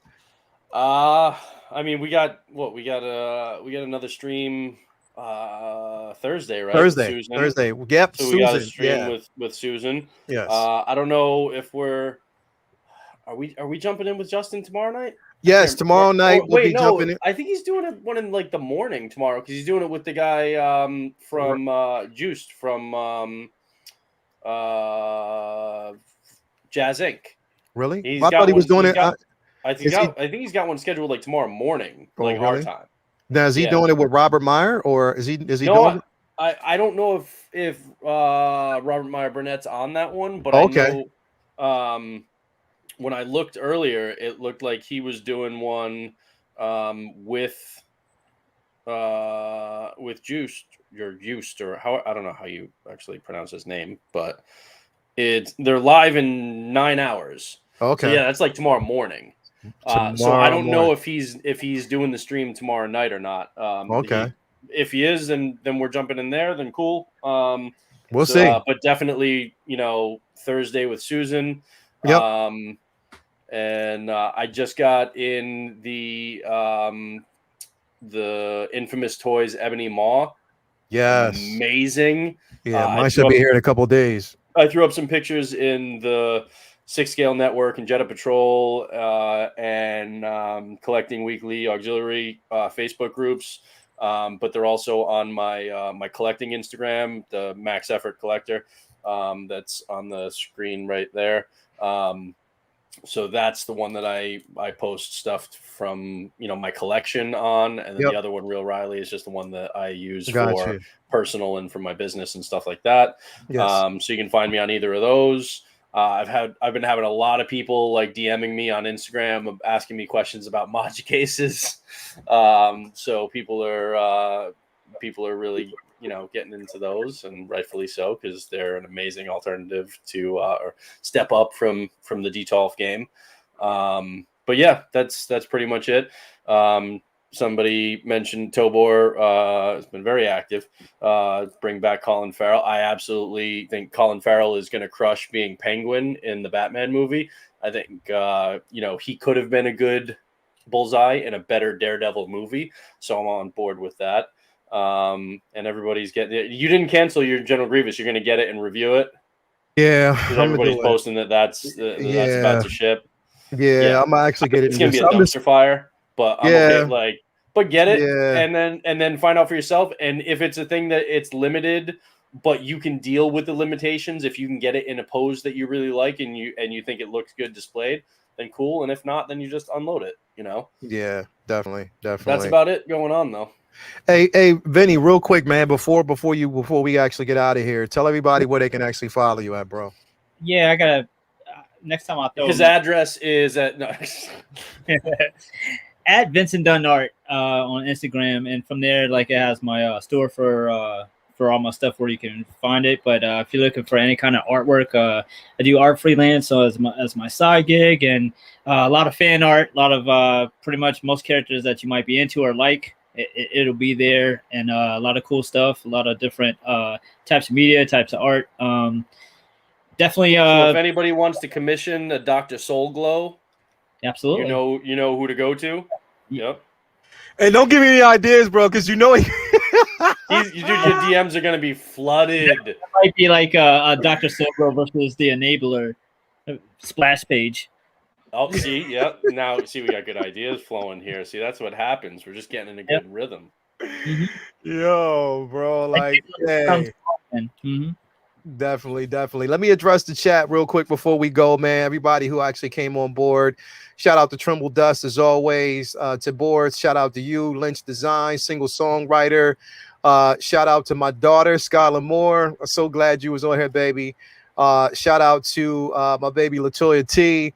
DK, Jason, 1/6 scale guy, bro. We should have had you on the show. Like, I know it's technical difficulties, but we'll get you on next time. Shout out to, let's see here, Brendan.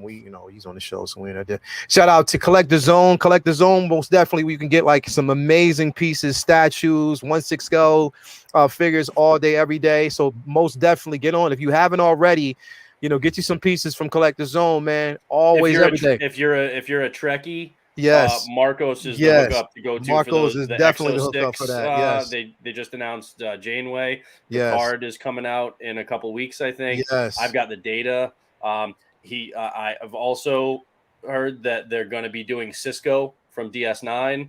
Yes. So I'm super hyped for that one because I love DS9. So anybody's a Trekkie, hit up Marcos about the X06 and Yes. you know. Let's go.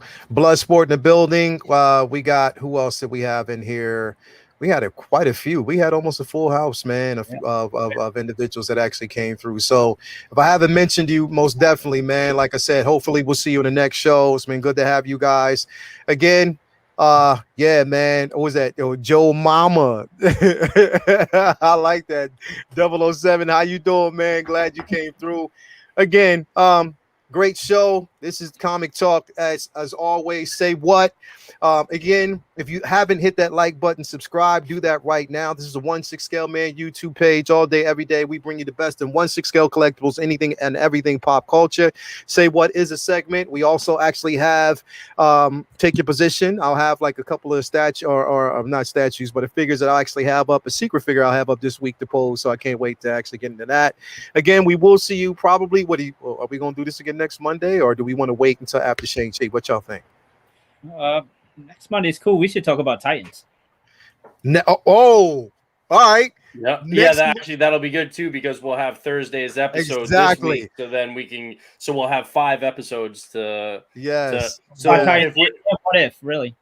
Yeah. Yes. So people have to so those two, but it's like Titans is there might be some spoilers, so we'll just have to give people a little bit of a warning. Caught up. It's going to be hard to talk about that show without talking about that show. I'll put the spoiler alert up, but get caught up.